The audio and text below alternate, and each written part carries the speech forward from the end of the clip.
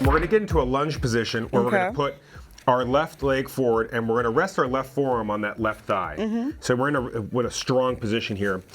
Grabbing a dumbbell, looking straight forward, we're going to row that elbow up along our ribs, squeezing the shoulder blade. The right shoulder blade is going to crawl all the way up and across the body, just like that. Let me look to make sure you're doing this well.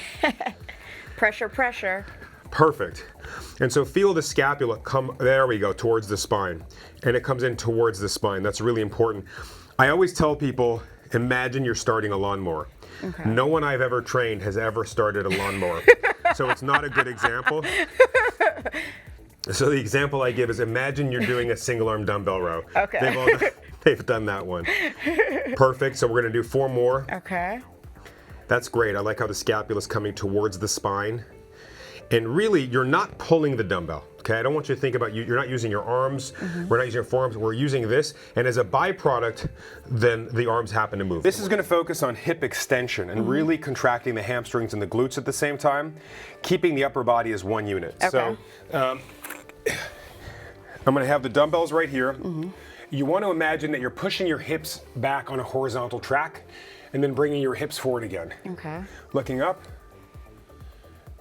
If you do it properly, you feel a nice stretch in the hamstrings as the hips go back. And if you do it incorrectly, your lower back's going to start to get tired. We don't want that. We don't. So you don't have to go all the way down to the floor with the weights. No, because your hamstrings dictate how far back your hips go. Okay. You'll see some people, they'll go to here, the hamstrings are done, and then they'll keep going with their back. Okay. No bueno.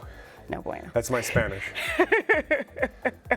Okay. This is strange in that this exercise, 2 things. 1, if done properly, it's not tough. It's just a nice stretch. Okay. But the more weight you use, the better your technique gets. Okay. Because the weight pulls you into what we call the hole, the position where you can really drive those hips back and relax. So there's hamstrings. Gotcha. So arms straight up to the ceiling. You're going to bring down the dumbbells on either side of your head. Okay. And straight up to the ceiling.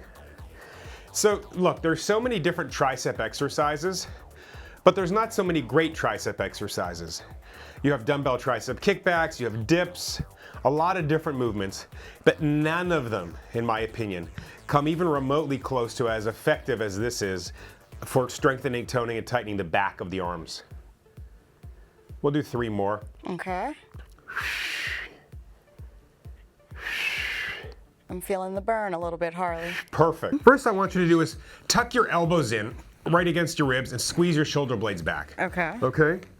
Next you're gonna push your hips as high as you can.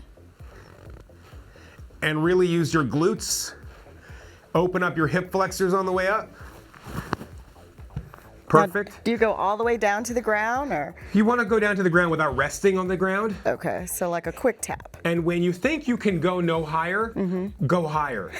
Because there's that, exactly. Because our hip flexors are naturally shortened because we sit all day. Okay. So you're going to drive your hips up, push through your heels, and you're going to think, okay, I'm done, but you're not. You've got that extra 3-4 inches at the very top, which is the key to really dictating that lower back, glute, hamstring combo, and making this a really effective exercise. Okay.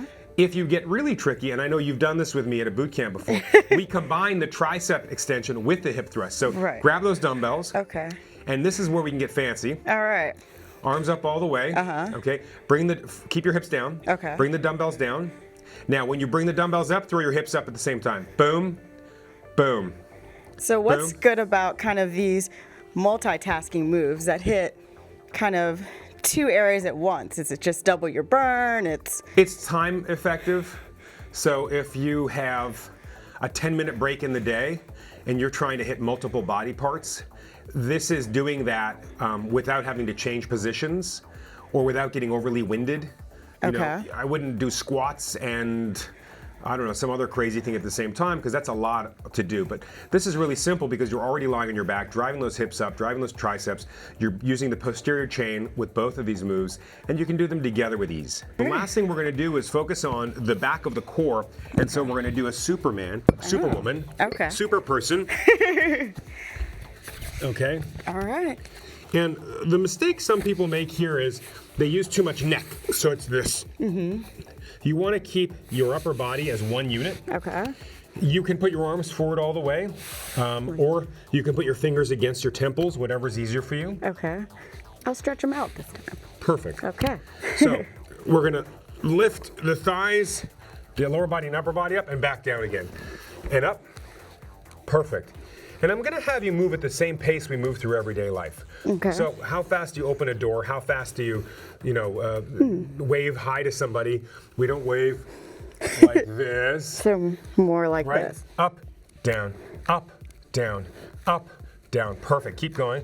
So you have a great range of motion through your upper body, and as most people have a very limited motion in the lower body because your hip flexors are tight. Okay. How many hours would you say you sit a day?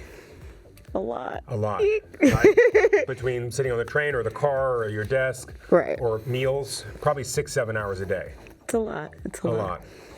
So this is important for you to really open up your hips and activate your glutes. So at the very top, really contract those glutes. Give me 2 more. 1 more. And relax.